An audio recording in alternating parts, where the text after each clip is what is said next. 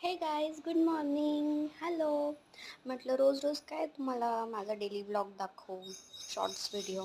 आणि अंमळनेरला राहते तोपर्यंत मग माझं डेली रुटीन तेच राहतं. सकाळी लवकर उठणं, कामं करणं, जेवण करणं, बस एवढंच असतं, दुसरं काहीच नसतं. म्हटलं चला आज तुम्हाला एक वेगळी वस्तू दाखवूया.